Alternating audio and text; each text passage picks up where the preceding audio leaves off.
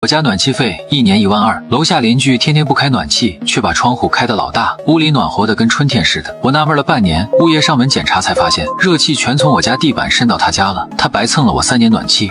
春节我要回老家半个月，临走前把地暖彻底关了。第二天他在业主群里发了10几条消息骂我缺德，害他家冻得跟冰窖一样，下面还有满屏的语音条。我皱眉点开第一条，外放的声音尖利的像一把锥子，瞬间刺穿了客厅里电视的声音。林叔，你个小崽子给我滚出来！大过年的把暖气关了，你什么意思啊？存心不让我们好过是不是？我手一抖，手机差点掉在地上。紧接着是第2条、第3条，他似乎完全不在意，群里还有几百个邻居在看。缺德带冒烟的玩意儿，心怎么这么黑呀？我家老人孩子都冻感冒了，你安的什么心？你家热气自己往下跑的，关我们什么事？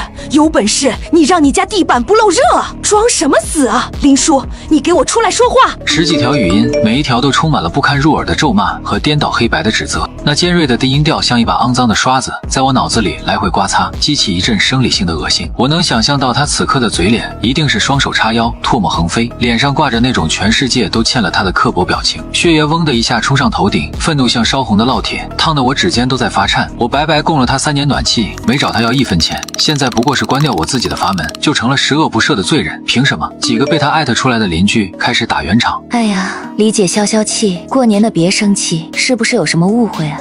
楼上小陈不是那样的人吧？李秀梅立刻把炮火对准了他们。误会，他就是故意的。看我们家冬天暖和，他嫉妒。现在的年轻人心眼比针尖还小。又有人站出来，似乎是他的小团体成员。就是远亲不如近邻嘛，让邻居暖和点怎么了？非要弄得这么难看，小陈也太不近人情了。大过年的何必呢？看着这些颠倒黑白的言论，我气得浑身冰冷。什么叫让邻居暖和点？我付的钱凭什么要无偿赠送？我深吸一口气，压下心头的怒火，开始在输入框里打字。我要跟他理论，我要把物业的检查报告甩在他们脸上。可我的手指因为愤怒而不停颤抖，打了删，删了又打，始终组织不好一段足够有力的语言。就在这时，一条新的消息弹了出来，发布者是3-102王叔，他就住在李秀梅家隔壁。不好意思各位，我们家也要出门几天，地暖也关了。这条消息像一颗投入油锅里的石子，瞬间让整个群聊彻底沸腾。王哥，你家也关了？这下101要变成冰窖了吧？2家都不供暖了。李秀梅显然也懵了，她那机关枪一样的语音条停顿了几秒，然后再次爆发，这次连王叔一起骂了进去。老王，你什么意思？你跟他串通好了的是吧？你们都合起伙来欺负我一个老婆子！看着屏幕上他歇斯底里的样子，我混乱的脑子反而冷静了下来。我删掉了输入框里所有愤怒的字句，我现在不能回复，就让他一个人在舞台上尽情表演。我倒要看看这个刽子手能演出怎样一出受害者的悲情大戏。手机在手心震个不停，群消息一条接一条的涌入。我靠在床头，第一次如此真切地感受到那种被舆论的洪流裹挟的压迫与窒息。手机屏幕的光在我晦暗的瞳孔里明明灭灭。李秀梅的谩骂还在继续，只是中气明显不如之前足了，反而多了几分色厉内荏的虚张声势。王叔的加入显然打乱了他的节奏。我关掉外放，任由那些语音条在手机里无声的堆积。我妈端着一盘切好的苹果走进来，看我脸色不对，关切地问：怎么了小叔？谁惹你不高兴了？我扯出一个笑容：没事嘛，工作上的一点小事。我不想让家里的节日气氛被这种烟妖式破坏。回到房间，我关上门，整个世界都安静了。我靠着门板做了一个深呼吸，将胸腔里翻涌的怒火与委屈一点点压下去。愤怒解决不了问题，只会让我像他一样变成一个失去理智的泼妇。我要的不是跟他对骂，而是让他闭嘴，让他为自己的行为付出代价。我重新点开业主群，手指冷静而稳定地敲击屏幕。大家好，我是201的林叔。关于李秀梅女士在群里对我进行的指责，我做几点说明。第一，我家里的地暖是我购买的商品，我作为所有者拥有随时开启或关闭它的权利，这与任何人无关，更不需要向任何人解释。第二，关于李女士提到的她家暖和的问题，物业早已上门进行过专业检测，并明确告知其室内温度高于未开暖气的正常室温，热量来源正是我家地暖通过楼板的热传导。简单来说，李女士一家已经免费享受了我家3年的暖气，这一点我有与物业沟通的全部聊天记录作为证据。我从相册里翻出那张早就存好的截图，清晰地显示着物业经理关于热量渗漏的结论，点击发送，然后我继续输入。第三，我在群里所有发言都基于事实，而李女士从刚才到现在对我本人进行了长达10几分钟充满侮辱性词汇的人身攻击。我已经将全部语音及文字内容进行行录屏和截图。我在此郑重声明，请李秀梅女士立刻停止你的侵权行为，否则我将毫不犹豫地委托律师追究你的法律责任。网络不是法外之地，成年人要为自己的每一句话负责。一长段文字条理清晰，不带一个脏字，却字字诛心。发出去的瞬间，持续沸腾的群聊像是被按下了暂停键，陷入了诡异的死寂。过了足足10几秒，才有人小心翼翼地冒泡。哇，原来是这样。我说呢，101冬天不开暖气，我看他家孩子还穿短袖，原来是蹭的楼上的，蹭了3年还骂人家，有点过分了吧？舆论的风向在铁铮面前瞬间发生了逆转。李秀梅的头像闪烁了几下，显然是看到了我的回复。她没有再发语音，而是打出了一行字，充满了恼羞成怒的气急败坏。挺精神个小伙子，你心肠怎么这么歹毒？我都说了，我家有老人有孩子，你这是要把我们往死路上逼。熟悉的卖惨，熟悉的道德绑架。没等我回复，王叔的头像亮了起来。李秀梅，我家也被你蹭了3年暖气，为了防止热气跑你家去，我们家靠你那边的房间，冬天连窗户都不敢开，墙角都发霉了，我们找谁说理去？王叔的发声像是一记重锤，彻底砸碎了李秀梅最后的遮羞布。就是啊，自己不交钱，还怪别人不给蹭，这吃相也太难看了。李秀梅眼看占不到便宜，开始疯狂转移话题。你们这些有钱人就知道欺负我们穷人，我们家困难开不起暖气，你们就不能有点同情心吗？他试图将这件事扭曲成阶级对立，将自己塑造成一个被欺压的弱者。看着他拙劣的表演，我只觉得可笑。我不再回复一个字，因为我知道，当一个人开始胡搅蛮缠时，你说的任何道理都只是对牛弹琴，把舞台留给他，只会让他丑态毕露。果然，群里大部分人都选择了沉默，只有少数几个之前帮他说话的人也尴尬的不再出声。李秀梅一个人独白了几句，发现无人应和，终于悻悻地安静了下去。我关掉手机，长长的舒了一口气，心里那股被冤枉的憋屈和愤怒终于消散了大半，取而代之的是一种获得初步胜利的慰藉。这只是第一回合，我知道像李秀梅这种人绝不会就此善罢甘休。戏结束前2天，我接到了一个陌生电话，归属地是我租房的城市。喂，请问是林叔先生吗？我是小区的物业经理。是我，王经理，怎么了？我心里有种不好的预感。是这样的，林先生，最近我们接到投诉，说您家里噪音比较大，影响到楼下邻居休息了。噪音？我愣住了。王经理，我现在人还在老家，家里根本没人，哪来的噪音？电话那头的王经理显然也噎了一下，语气变得有些尴尬。啊，您还没回来啊？我被气笑了。对，我现在离小区几千公里。您说的噪音是指我家半夜有人剁饺子馅，还是有孩子在玩跑酷？这是李秀梅上次在群里骂我时用过的词，我猜这次的投诉也8、9不离十。这个女人在网络上没占到便宜，就开始玩阴的了。这就尴尬了。王经理的声音透着无奈。楼下的李女士一天给我们打10几个电话，说您家叮叮咣咣的，吵得她心脏病都要犯了。那您就告诉她，不是我家在响，可能是她心脏不好出现了幻听。说完，我直接打开微信，把实时定位共享了过去。王经理那边沉默了，过了好一会儿，他才连连道歉。对不起，林先生，是我们工作没核实清楚，我这就去跟李女士沟通。挂掉电话，我胸中的怒火再次被点燃。这个李秀梅简直就是个无赖。我点开业主群，发现李秀梅又在里面散布我噪音扰民的言论，说我仗着年轻不尊重老人，故意制造声响报复她。好啊，既然你这么喜欢表演，那我就给你搭个更大的舞台。我将刚才和物业王经理的通话进行了录音，然后把定位截图和录音文件一并甩进了业主群。各位邻居，关于李秀梅女士再次对我进行的噪音扰民指控，请大家看2样东西。第一，是我现在的实时定位，证明我本人根本不在小区。第二，是我刚刚与物业经理的通话录音，证明李女士在我家空无一人的情况下，向物业恶意投诉，谎称我家有噪音。1次是误会，2次是巧合，这3番5次的恶意重伤，您到底意欲何为？我的消息像2颗重磅炸弹，在沉寂的群里炸开了花。我的天，人都不在家，这怎么投诉的？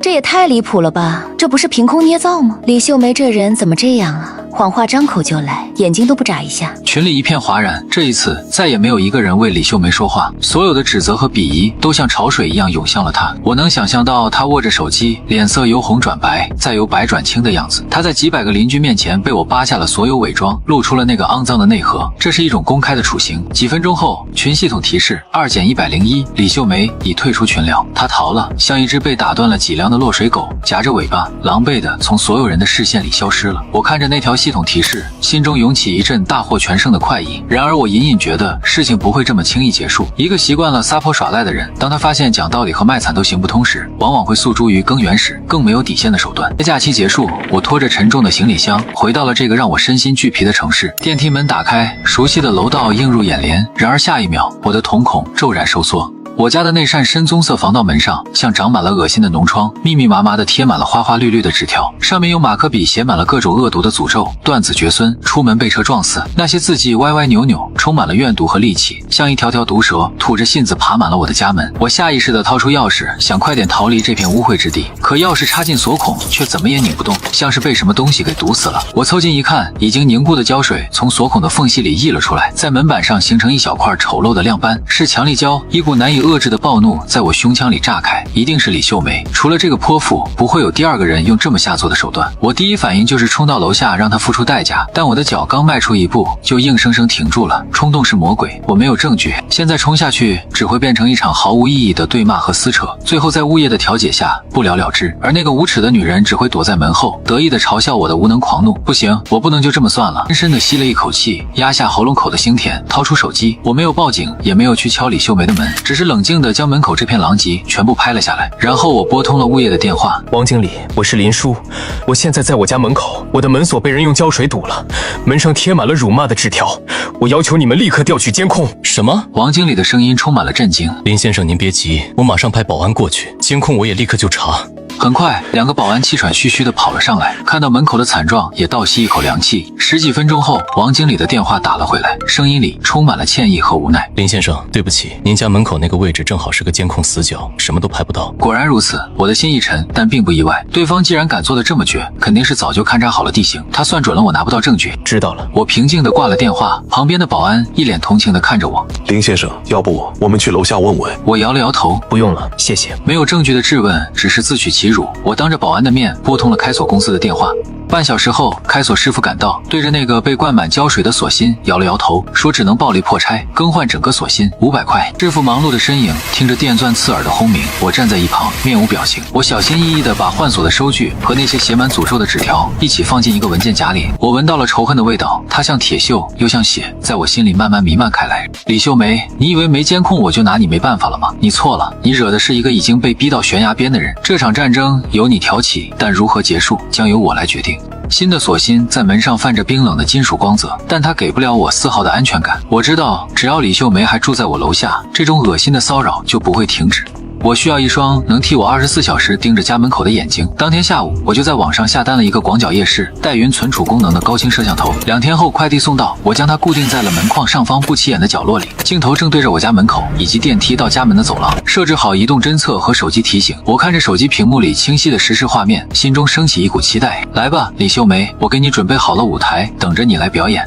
第一天晚上风平浪静，监控画面里一片死寂，我有些失望。第二天我照常上下班，一切如常。我开始怀疑是不是李秀梅也知道怕了。直到第3天凌晨3点15分，熟睡中的我被监控 APP 的移动侦测惊醒，我心脏猛地一跳，立刻点开了手机。这样一道鬼鬼祟祟的身影出现在了监控画面里，尽管光线昏暗，夜视功能还是清晰地勾勒出了她的轮廓。是李秀梅，她穿着一身深色的睡衣，头发凌乱，手里提着一个黑色的塑料袋，她踮着脚尖，像个蹩脚的小偷，一步一步挪到我家门口。他警惕地左右看了看，确认楼道里没人后，迅速解开手中的垃圾袋，将里面散发着馊味的厨余垃圾一股脑地倒在了我的地垫上。做完这一切，他似乎还不解气，他往前凑了凑，对着我新换的门锁狠狠地呸了一口，浓痰粘在门上，在夜视镜头下显得格外恶心。然后他像完成了一项什么了不起的壮举，心满意足地转身，消失在了监控画面里。我看着手机屏幕上那段循环播放的视频，胃里一阵翻江倒海，愤怒和恶心交织在一起，但我没有尖叫，也没有冲下楼去，我只是将这段视频连同前几天拍摄的所有证据一起上传到了加密的云盘里，一笔一笔我都在给你记着。我躺回床上，眼睛死死地盯着天花板，心中一片冰冷的平静。很好，证据越多，你摔得越惨，我等着，等你把所有能用的下三滥手段都用尽。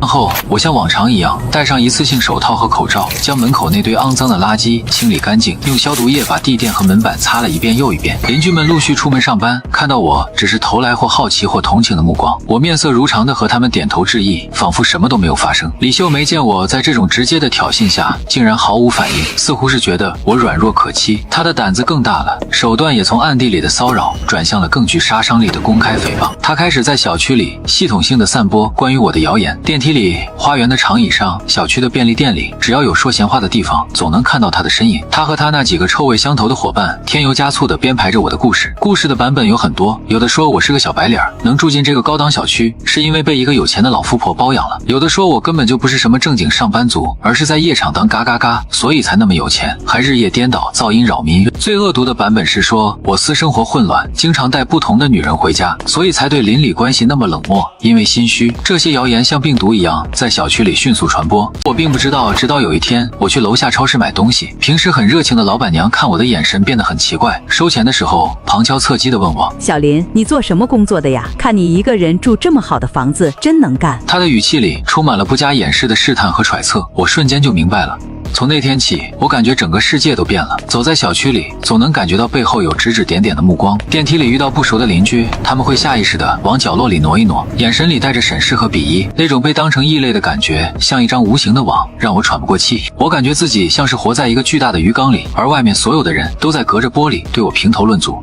王叔看不下去，私下里找了我一次，气愤地说：林叔，这李秀梅也太不是东西了，到处造你的黄谣。我在群里帮你澄清了几句，结果他那几个帮手追着我骂。我听了只觉得一阵无力。谣言的可怕之处就在于，你越是辩解，别人越觉得你是在掩饰。我必须反击，而且必须是雷霆万钧，让他永世不得翻身的彻底反击。那天晚上我没有睡觉，我打开电脑，将这段时间以来收集的所有证据分门别类的整理好。开始，李秀梅在业主群里辱骂我的几十条语音，我转成文字并保存了录屏。物业经理证明她蹭暖的聊天记录截图，我家门被贴满诅咒纸条，锁孔被胶水堵死的照片，更换锁芯的500元收据，以及最重要的，她半夜在我家门口倒垃圾、吐口水的视频。我将它们打包成一个压缩文件，命名为最终审判。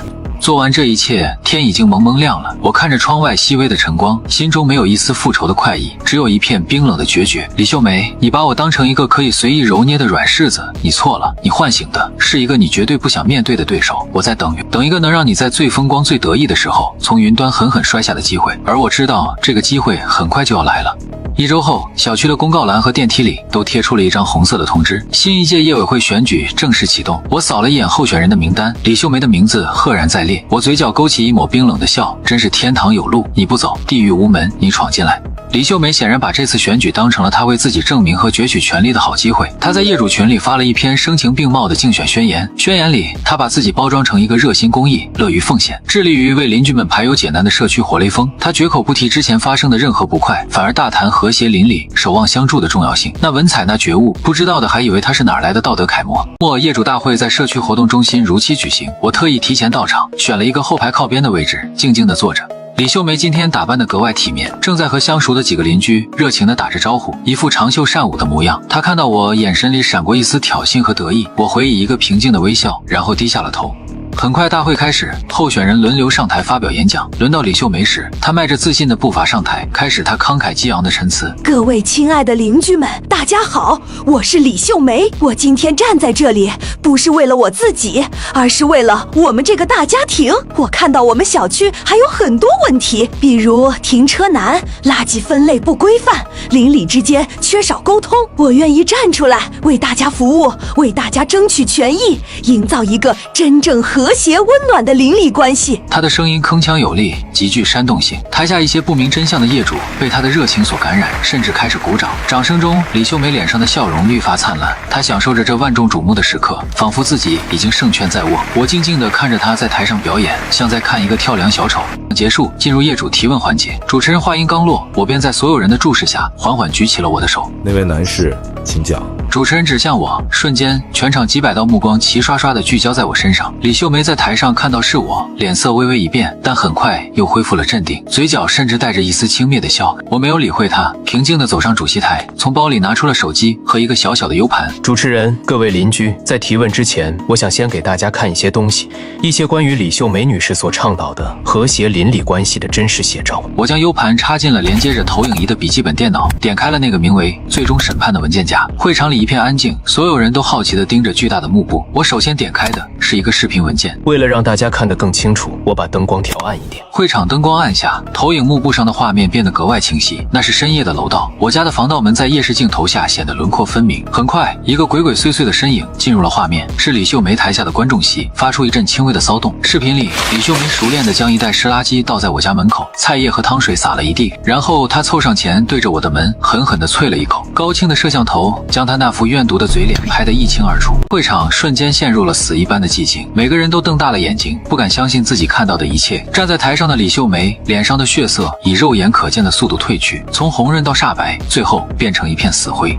她张着嘴，像是被人扼住了喉咙，一个字也说不出来。视频播放完毕，画面定格在她吐口水的那一瞬间。台下像一颗炸弹被引爆，嗡的一声，巨大的议论声浪席卷了整个会场。天哪，这是他干的，太恶心！半夜去人家门口倒垃圾吐口水，这就是他说的和谐邻里关系。我呸！我等到议论声稍稍平息，才拿起话筒，冰冷的声音再次响起：各位，这就是李秀梅女士一直挂在嘴边的和谐邻里关系。或许有人会觉得这只是小事，那我们再来看点别的。我切换了画面，一张张照片出现在幕布上。第一张是我家门上贴满的写着断子绝孙、出门被撞死的恶毒诅咒。第二张是被强力胶灌满的无法使用的门锁特写。第三张是更换锁芯的500元收据。每一张照片都像一记响亮的耳光，狠狠地抽在李秀梅的脸上。也都发生在我关掉我家地暖之后。一个连监控死角都算计得清清楚楚的人，现在告诉我们要守望相助。我的声音里不带一丝感情，却让在场的每一个人都感到不寒而栗。最后，我打开了那个录屏文件。李秀梅在业主群里用最污秽、最尖酸的语言对我进行长达10几分钟人身攻击的语音，清晰地播放了出来。那些不堪入耳的咒骂和她此刻在台上那副端庄得体的形象形成了极其讽刺的对比。李秀梅的身体开始发抖，她嘴唇哆嗦着，试图辩解：你这是陷害，是伪造的。她的声音嘶哑而无力，在铁证面前，任何辩解都显得那么可笑。没有人相信她，所有人看她的眼神都充满了鄙夷、厌恶和愤怒。她苦心经营的热心大姐形象，在短短几分钟内被我撕得粉碎。这一刻，她不是什么业委会候选人，只是一个被当众扒光了衣服的小丑。李秀梅瘫坐在她身后的椅子上，面如死灰，眼神涣散，嘴里还无意识地重复着：不是我，是假的。台下的议论声已经变成了毫不掩饰的声讨。真是知人知面不知心呐！这种人还想当业委会主任？他当了我们小区还有好日子过吗？滚下去，滚下去！这时，一个身材壮硕的中年男人拨开人群，怒气冲冲地冲上了台，是李秀梅的丈夫。我以为他会道歉，或者至少会拉着他丢人现眼的妻子赶紧离场，但我错了。他二话不说，指着我的鼻子破口大骂：你个小崽子安的什么心？不就是一点邻里之间的小摩擦吗？至于要把人往死里整吗？他的声音洪亮，带着一股蛮不讲理的气势，试图用音量压倒一切。我们家秀梅是有点爱占小便宜，但她心不坏。你一个年轻人这么得理不饶人，心机深沉的用这些高科技来对付一个长辈，你还有没有良心了？我被他这番颠倒黑白的言论气得发笑。原来无耻也是可以夫妻双双遗传的。一个偷东西被抓了，另一个跳出来骂失主怎么没把东西放好。李秀梅仿佛找到了救命稻草，立刻配合她丈夫开始了夫妻二重唱。就是啊，我不过就是说了他几句，他就这么报复我，大家评评理啊，这还有没有天理了？她拍着大腿干嚎起来，但一滴眼泪都没有。他们一个扮演暴怒的莽夫，一个扮演委屈的弱者，企图用这套撒泼打滚组合拳再次混淆视听，用道德绑架来蒙混过关，场面一度变得非常混乱。这时，一个沉稳的声音从台下响起：我能说2句吗？是王叔。他站了起来，所有人的目光都转向了他。李秀梅，你说林叔冤枉你，那我问你，你蹭我家的暖气也是林叔冤枉的吗？为了防你，我们家靠你那边的墙都发霉了，这事儿你怎么说？王叔的话像一把尖刀，精准地刺向了李秀梅夫妇的要害。紧接着，人群中又有2、3个人站了起来。还有楼道堆垃圾的事，我们家住他对门，说过多少次了，垃圾堆在门口几天都不扔，夏天臭的我们都不敢开门，物业来劝都没有。对，他还老把电瓶车推进电梯里充电，占地方不说，多危险啊！1个、2个、3个，越来越多被李秀梅日常行为骚扰过的邻居都站了出来，他们积压已久的不满在这一刻被我点燃的导火索彻底引爆。原来苦李秀梅久矣的不止我一个人。物业王经理也适时地走上台，拿起话筒，一脸严肃地补充道：我可以证明，之前林先生确实就门锁被堵的事情联系过物业，我们也确实查了了监控，但因为是死角，所以没能提供证据。但这件事确有其事。梅夫妇彻底傻眼了，他们没想到，他们以为的群众基础，在事实面前是如此的不堪一击。他们成了众矢之的，那些原本支持他们的、为他们鼓掌的邻居，此刻看他们的眼神充满了被欺骗的愤怒。他们彻底被孤立了，站在舞台中央，被几百道鄙夷的目光包围，像两个被公开审判的罪犯。我看着他们从嚣张到心虚，再到此刻的绝望，心中那口被压抑了许久的恶气终于吐了出来。那场本该严肃的业委会选举，最终以一场闹剧收场。李秀梅的名字被工作人员当场从候选人名单上划掉，她和她丈夫在几百双眼睛的注视下，在一片不要脸、滚出去的斥责声中挤出了会场。他们的背影写满了狼狈与不堪。我达到了目的，撕开他们的面具，让他们在自己最想表现的舞台上摔个粉身碎骨。所以我没有再穷追猛打，我收起我的手机和 U 盘，在一些邻居善意和钦佩的目光中，平静地走下了台。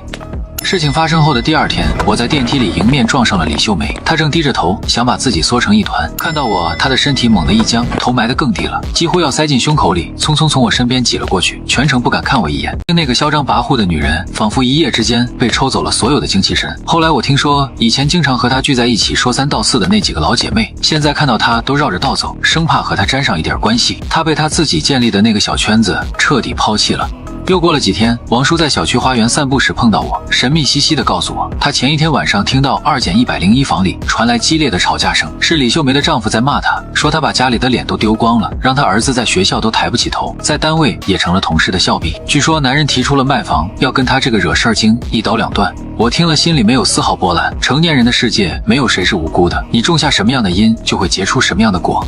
我的生活终于恢复了久违的安宁，走在小区里，再也没有那些指指点点的目光。相反，很多之前不认识的邻居遇到我时，会主动微笑着打个招呼，眼神里带着一种善意和肯定。连超市的老板娘在见到我时，也热情地多送了我一根葱，一脸歉意地说：“小林啊，之前真是对不住，我们都听信了谣言。”摇摇头，表示不在意。我知道，我赢得的不仅仅是一场争斗的胜利，更是别人发自内心的尊重。这种尊重不是靠退让和讨好换来的，而是靠堂堂正正的、有理有据的反击为自己挣来的。1个月后，一个平静的周末午后，我接到了一个陌生的中介电话。喂，您好，是林树先生吗？我是来套房产的小李。你好，有事吗？我不记得我找过中介。是这样的，林先生，我看您住在咱们这个小区，想问问您对楼下的房子有没有兴趣？就是您正下方那套，房主急售，价格挂得特别低，比市场价便宜了快20万呢。我愣了一下，李秀梅家，我的心跳漏了一拍，但声音依旧保持平静。哦，为什么这么着急卖？房子有什么问题吗？电话那头的中介立刻压低了声音，像是在分享什么独家内幕。嗨，房子没问题，是房主家出了问题。听说前阵子那个业委会选举，女主人在小区里名声彻底搞坏了，夫妻俩因为这事天天吵，闹得要离婚呢。男方觉得在这住不下去了，脸都丢光了，坚决要卖房分割财产，所以才挂这么低的价格，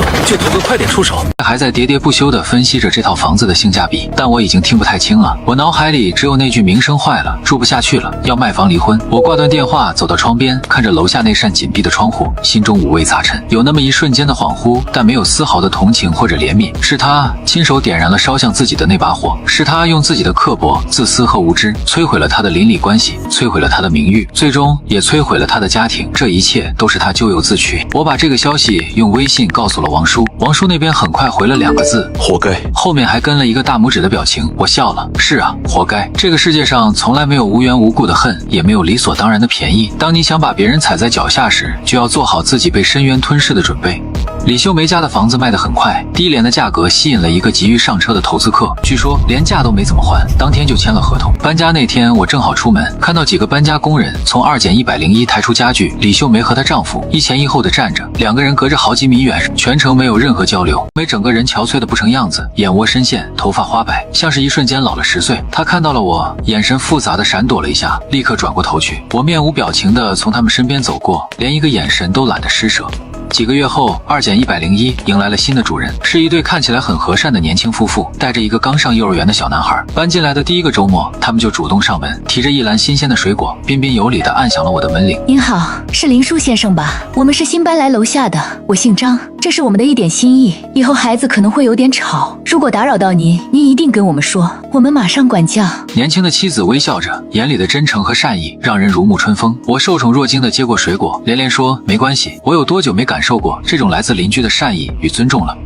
从那以后，我的生活才算是真正回归了正轨。我和王叔还有新搬来的小张夫妇关系都越来越好，我们甚至建了一个小群，偶尔会约着一起在小区里散步，或者分享一些团购买菜的链接。小区里的风气也因为那次业委会选举事件得到了极大的净化，再也没有人敢在楼道里乱堆垃圾，电瓶车也都规规矩矩地停在楼下的充电棚里。我站在自家阳台上，阳光暖洋洋地洒在身上。楼下的花园里，新邻居家的孩子正在和王叔家的孙子一起玩耍，传来阵阵清脆的笑声。我看着这一切，心中一片宁静与释然。我不再是那个遇到事情只会隐忍退让，害怕与人发生冲突的林叔了。那段不堪的经历像一场高烧，烧掉了我性格里所有懦弱的杂质，让我变得坚硬，也让我学会了如何拿起武器捍卫自己的边界和尊严。我明白了，和平从来不是靠单方面的退让换来的，面对不公和欺凌，有理有据，不卑不亢的强硬反击，才是保护自己、赢得尊重的唯一方式。